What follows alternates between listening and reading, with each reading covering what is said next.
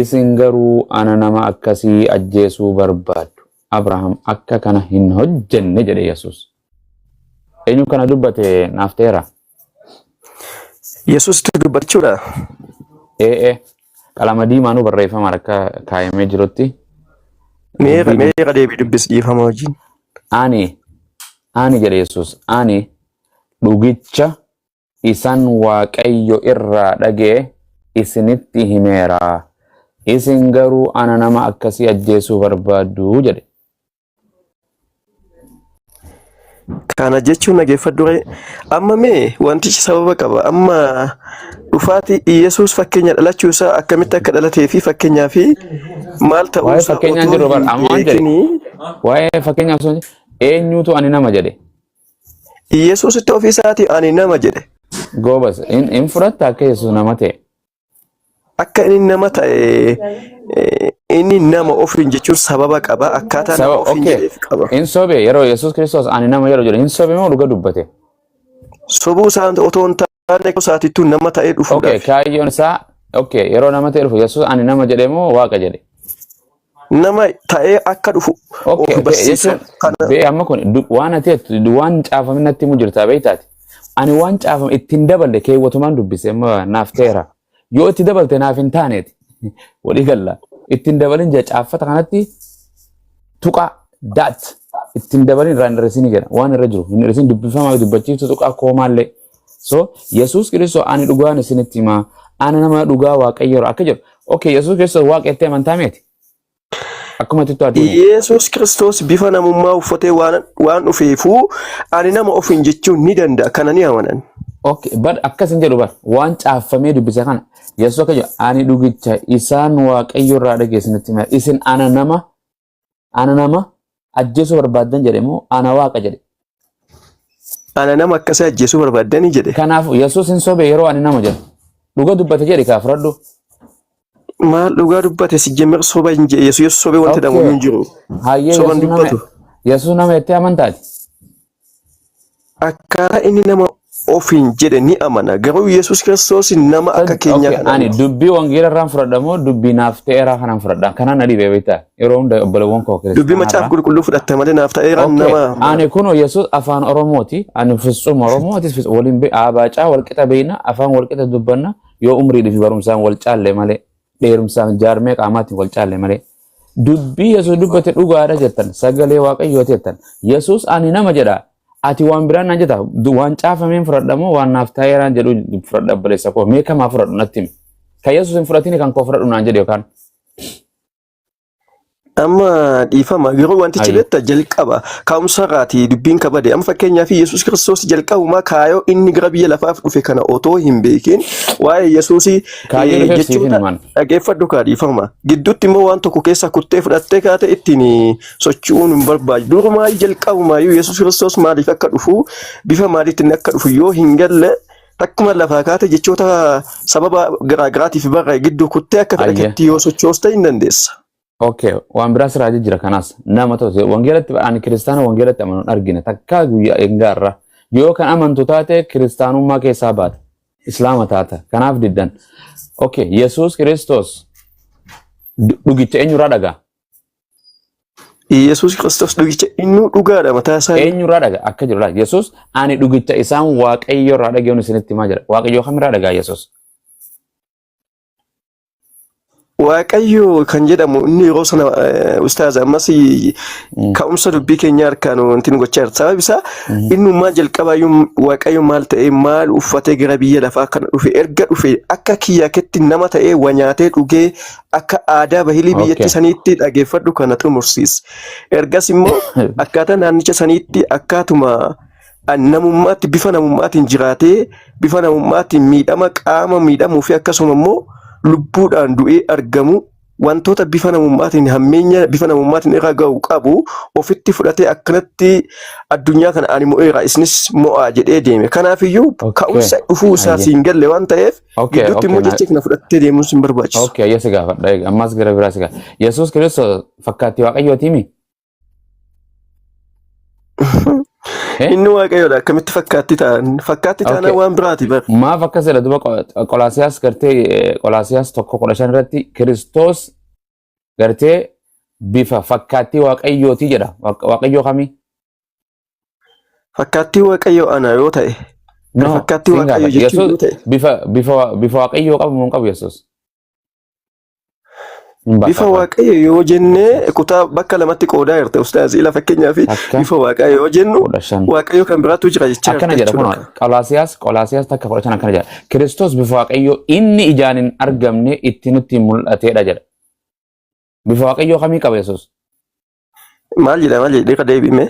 Kiristoos Qolaasiyaas takka 15 irratti Kiristoos bifa waaqayyoo inni ijaan hin argamne ittiin namatti mul'ateedha jedha. Bifa waaqayyoo kamii qaba Yesuus? Bifa waaqayyoo ijaan hin murre. Bifa waaqayyoo ijaan hin argamne saniimi? Miti? Bifa waaqayyoo immoo beekamaadha ijaan hin argamu. Bifa akkaatuma saniin immoo akkaatuma waaqummaa ofii yookaan akka hin argamneetiin dhufe kan jedhamu malee wanni kutaa kanatti qooduun kelle. Salphaa bar. Kiristoos bifa waaqayyoo ijaan hin argamne. Waaqayyoo kamii kan ijaan hin argamne? Isuma mataa isaa Yesuusidha. Oh, Yesuus kan ijaan hin argamne. Hin argamu akkaataatti argite santillee hin argamu amma ati iyyuu hin argine. Yesuus ijaan hin argamne. Barattoonni hin argine. Ati hin argine malee arganii. Barattoonni hin argine hin jedhe. Atis hin argine baratis. Ati argite? Ammayyuu argaaniira. Menu maal akkam fakkaata? Otoo viidiyoo banee jiru na bukkee. Si bukkee jira? Ameen. Naa dubbisi boo ati qaasii jaalladha jedheen gooftaa. Gargaarsi isaa fayyaa ta'uu ila. Yesuus kan argamu ati fayyaa ta'uu isaatu Yesuus bukkee jiraachuu isaa agarsiisa. Simbiroon garaagaraatiif qilleensi nagaa naannoo keetti argamu Yesuusidha. Inni nagaa dhugaa jireenya waan ta'eef ani akkasitti fudhadha. Amma ati amma jechuun Yesuus si bira jira moo si bira hin jiru? Amma na bira jira. Arguu nan danda'a viidiyoon yoo baaste. Ati hin argitu ka iji keetii eessatti arga Yesuus amma Yesuus barbaadda Yesuus waaqaa miti jettee mormita waan ta'e warroota isa mormanitti immoo guyyaa tokko dhufee akka barbaadetti diddiida'uu mul'achuu danda'a. Okay, sagalee isaa hin dubbistaa mee dubbisee? Sagalee eenyu? Sagalee Yesuus dhagahuun barbaade. Dubbatu. Waayee ustaas. Naa taate adduraan hoo naa taate dhugaa. Mateera mucaa deebisa. Qulfii gaa'ilaas qulfii gamoo konkolaataa sii kanneera abboo waaqayyo siif haa kennu. Isa si bira jiraaf naa kenni jedhin. Irraa fudhadhu gadi. Inni lakke inni otoo kadhachuu baadhee amma namoonni afuufaniiti ittiin kakaasan hin daldalanis suuqii. Okay, wanta qotu Amaariffaa haasa'amu moo Itoophiyaa jiraame irra? Amaariffaa haasa'amu moo Oromiffaa irra? Afaan kamiin dubbisa? Afaan ati beektuu fi ati hin beekne illee haasa'a. Yoon afaan kamiin Oromiffaa hin dubbata Amaariffaa? Afaan wallaalee iyyuu hin qabu boo. Ati kamiin haasa'e? Okay. Mana kee akkamitti dhufe mana kee yoom dhufe? Ani afaan Oromoo kanatti hin beekun loqoda naannoo kootiitiin dhufe gaa. Loqoda naannoo keetii. Naannoo tam jira amma? Amma na bira jira gaa maal? Naannoo tam jirtan? Asiin wallahi lazima ani dinqee dhufu wadhe beektu. Nafteera maaloo abboo akkanatti anni loogii akkana godhuun maali? Lakke ammas ani okay abiyyiin quba qaba akka inni dhufe si bira maali abiyyiin quba qaba obbo Shimallis maali inni abii faayyuu qajeelcha isa abii akka biyya bulchuuf aangoo kan kenneef isa baasa borofan biyya san biyya masa gaafatee dhufuuf moo akkami seena biyya nama biyya inni moo akkami seena akkami nama akkuma kiyyaaf keetti paaspoortii baafatee xiyyaara yaabbatu bara inni sa'aatii barbaade biyya fedhe seenuuf eenyu daangaatti hin ta'u okay yoom deebi'uu deema si bira ana biraayyuu hin deemu gonkumaayyuu. Yesuus duba kiristaanii Yesuus dhufaa jira jedhanii eeguu jiranii si dhufe haa duru. Ana bira dhufee ragaa maali ka biraan eegu dhufe. Okay. Fudhadhee hin deemu hin deemtanii duba. Ammayyuu isa bukkeen jiraan maali eessa dhaqaree? Garam yaatan asuma teessanii biyya lafaa gara mootummaa hin yaatanii dhufeen isin waliin ba'uu gaddeebuus ila waliin ba'uu gaddeebuus aboo qannam asiifachi wajjin socho'uu dhagaa dubbiin. Finfinnee geessi masaraa daawwachiisi bakka. Nagaan isaaf haa ta'u biyya lafaa alaa. Ameen ameen. Ila inni yoo barbaade sa'aatii barbaadetti gaggalabbatu ol kaasuu ijaaruu diiguu kana hunda waan hundaayyuu aangoo waan qabuufi dandeettii waan qabuufiyyuu kunis waan salphaadha isaaf. Guyyaa xumuraa san naa gaafadhu guyyaan xumuraa san yoomi jedhiin jechuun kanuma eegu jirra. Inni akka tasaa dhufa asitti himee anatti himee hin dhufu inni qoosa aniifati qoosnu kana anuuti nama be guyyaa tokko tortoree foon keenya baduu danda'a inni garuu kan waan hunda danda'udha waan ta'eef guyyaa tokko. Amma waan na dhibee dubaani waa hedduu dhugaa na dhibee maan in jiraa jettee nyaataa jirta maal waliin nyaattan Oromiyaa keessatti? Yesus wajjin moo? Yesus na nyaachise lakki na nyaata dhimma aadaa ka dhimma hin qabunni inni immoo na nyaachisee na obaasee akka nyaanni sun na hojjetu jiramu waaqummaa guutuun si bira jirama. Ana bira ana waan hundaan na bira jira. Okay, waaqaa fi abbaa fi ilminis si bira jiran jechuudha. Maal jechuudha? 50 wajjin hin jiran tokko wajjin jira bari. Fitsum amlak fitsum sawi sanaa wajjin jirta atis nama tokko Yesus nama lama abbaan nama sadiin jirtan jechuudha. Laki. Ani Yesus tokkichi nama bira jira. Okay, kanaafuu abbaan hin jiru jechuudha. Abbaan eessa jira? Abbaa kan kuna gaafachaa jirta moo ati abbaa kan gaafatta? Abbaa kan kee kan harmee ta'e irraa si dhalche hin baanu. Abbaan Yesus. Yesus na gaafattemi? Abbaan Yesus. Waan akkasiin jiru Yesus kan Yesus abbaa qaba taanaan hin dhalate gana maqaa dhalchanii abbaa foonii jenne gara abbaa kootiif abbaa keessanii wangeelaanis boqonnaa 20 abbaan keessa jira jedhanii siif himanii nuyi gara abbaa kootiif abbaa keessaniitti na ol naan ba'aa jedhe mirga abbaa turee jedha Isxifaanosis abbaa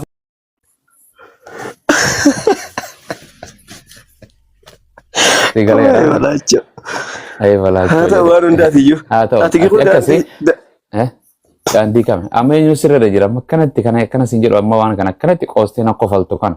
Waan itti kana hunda dhugatti hin fudhadhu bara. Akkasiin amanu. Naan beeka wangeelaa. So gara Islaamaa kootti Waaqayyo tokkicha Yesuus waaqessu ture. Abbaa isa waan hundumaa gararraa jiru. Abbaan koo nan caaloo abbaan na ergeen dhufee gara biyya lafaa. Dubbiin an dubbadhu kuni kan isa na ergeeti jedha Yesuus Kiristoos.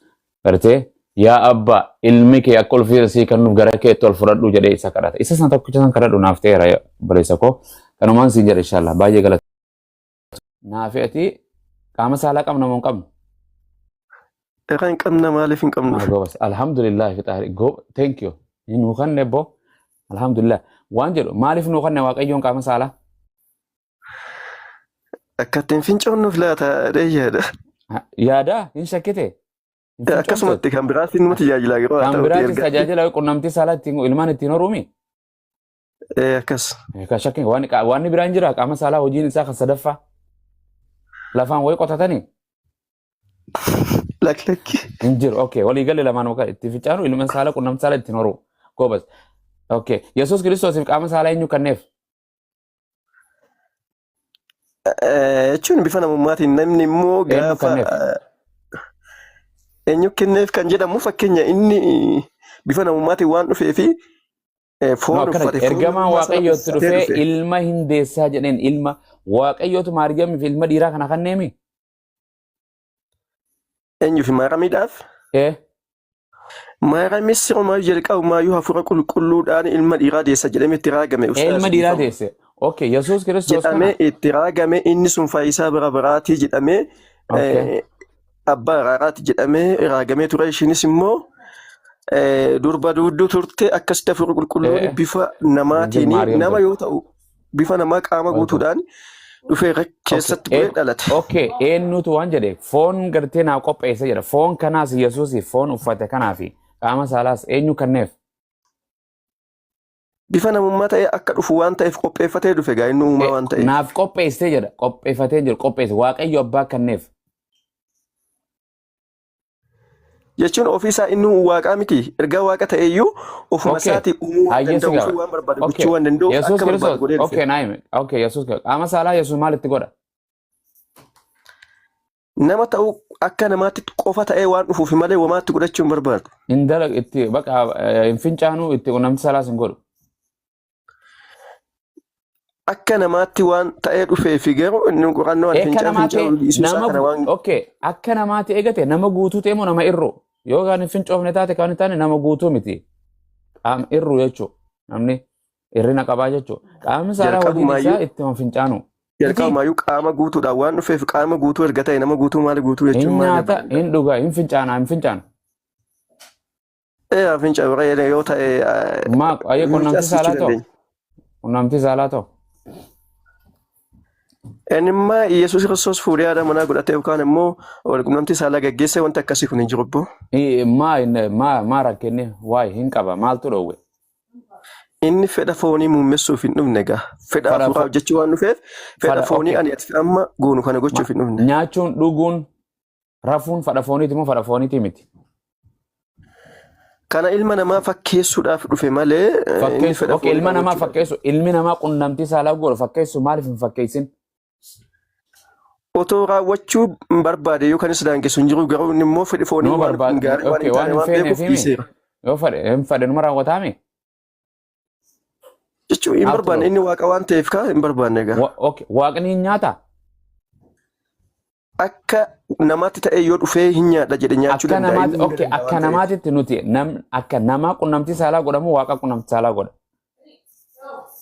Namatti wal qunnamtii saalaa godha malee waaqni maali godha? Waaqaatu qunnamtii saalaa qaba moo namaatu qunnamtii qaama saalaa namaatu qaba moo waaqaatu qaba? Namatu qaba. Yesuus ni qabaame? Yesuus ati isa amma fooniin dhalate sana namni amma isuma dhalate sanii Yesuus jedhu garuu Yesuus nama ta'ee dhufe malee otoo yeroo daa'imummaa isaa sanuu jechuun bakka qaamaan nama ta'ee dhufuu isaati malee Yesuus eenyu akka ta'e namni bifaan isa argee hin beeku hin jiru tokkumaa jechuudha. Waan jedhu Yesuus akka itti nyaatan isin barsiiseemi? Ilaa ustaaz amma fakkeenya namoonni tokko suuraa ol kaanii waa barbaadan goggodhu miti Yesuus namni argee kaasee hin jiru ilma dhiiraati jedhanii kan suuraa kaasanii ta'u yookaan wantoota tataatee fiilmii waan garaagaraa kun immoo qaama saalaa kana jira amma. Ustaaz. Guutama guutemeen. Jechuun daayiloogii irra darbaa jirtu waa walamansiistanii darbaa jirtan. Waa amanee bar akka Yesuus nama ta'es akka waan hunda ta'es argee bar. So Ahmad maal jettan Ahmad guddisame Ahmad Samiraa guddisi. Ofiif osoo hin taane waaqayyotu qopheessee fi foon sana. Akkasuma ta'u. Maa adirii bar irraa foon qabu. Ibroota boqonnaa 10 lakkoofsa irratti kanaaf Kiristoos gara biyya lafaa dhufee yemmuu dhufeedha. Ati aarsaa keenyaaf hin ballanne garuu dhagna abboomamu anaaf qopheessiteetta. Dhagna abboomamu. Itti fufaas taas. Dhagna abboomamu. Dhagna sana kan qopheessee waaqayyoodha malee ofiifi miti. Kanaaf akkuma keenyaa qaamni isaatti tolfame jechuudha. Sorry ustaas gidduun gala dhiifama naa gootu siraata qaba waan ta'eef. Miyuutii kaasaa ustaas. Dubbadhu maan qabu jechuu kiyya dubbadhu homaa kanumaaf dhufne waan amma dubbanne kanarratti yaada qabdaa. Tole yaada keessan gaariidha. Hayyaataan namni waan beeku yoo yaada ol jijjiire gaarii mataati. Xiqqoo ishee macaafa qulqulluu keenyarra ani kiristaana hin beektu. Macaafa qulqulluu keenyarra Yesuus Kiristoos. Pheenxee Ortodoksii. Pheenxeedhaan. Ayyee. Akka isin ammaa isaa turtanitti Yesuus Kiristoos qaama guutuu qaba kan jedhu qaama saalaa fedha foonii raawwatu qaba kan jedhu utuu tiksiisan alaattanii nan barbaada. Qaama saalaa kan qunnamtii saalaan raawwannee jira. Godheera kan jedhu godheera Yesuus. Godheemi qaama saalaan dura kaayan bari jechuun hin qaba irraa haati isaa dhagna goote hin qaba qaama saalaa shakkii hin qabu ati sin amantaa miti godhuu baatu. Maal jette? Sanammoo seera uumamaa keessatti waaqayyomti inni uumaan waaqaaf lafa kana uume nama akka biyyaaf fakkeenya kootiitti uumadheedha. Waa'ee namaa sanarra hin jirru bar waa'ee Yesuus Kiristoos nama guutuu dhiira guutuu ta'u qaama saalaa qabaachuu kana in amantaa mi'atu guutama. Yesuus Kiristoos nama guutuu ta'e erga dhufeeti waan namni tokko qabu akka qabu nama mana. Goobas anaaf ati qaama saalaa waaqayyoon nu kenne kan Yesuus eenyu kenneef. Isa immoo Qolaasaayis boqonnaa 2 lakkoofsi 9 hin dubbata. Namummaa isaa san hin jenne man qabaachuu qaama saalaa san eenyu kenneef hin jedhe.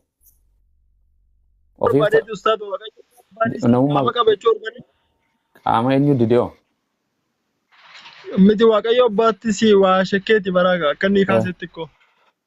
gara biraa deemu jira guutamaan. Guutamaa deebii gatta. Guutamaa. Olaasiyaas keessa dubbisu jira dhaqee inni waan ani hin gaafatin. Dubbisu Ustaz. Tiksi sana kan ni rani afi duka. Ola saya sisa. Namummaa. Ya. Dhaqne isaa keessa jiraame waaqummaan. Bakka raamuna san keessa hoo jira? Waan hanga. Gimmaasha muramte sana keessa.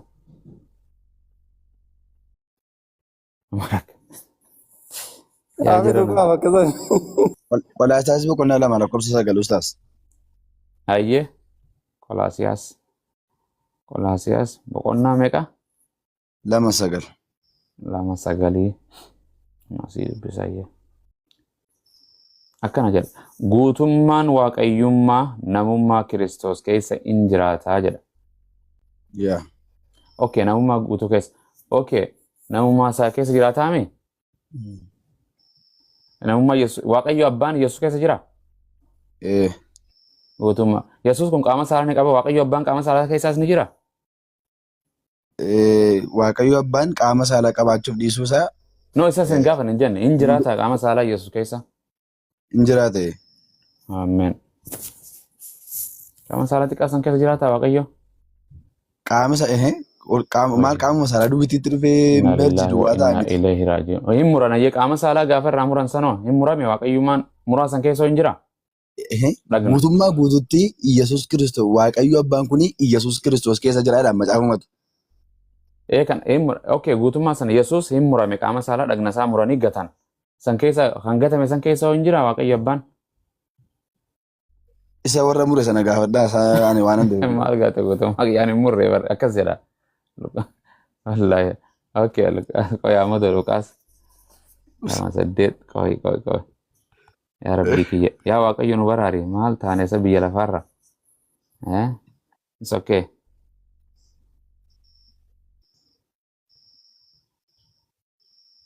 Okay. Guturan jadi olot isaanii. Okay sanii. Okay waan jedhu eenyu gara biraatti haa ceenu eenyu Yesuus Kiristoos eenyu Yoosef ni beektaa Yoosef? Nan beeka. Yoosef Yesuusiif maal ta'a?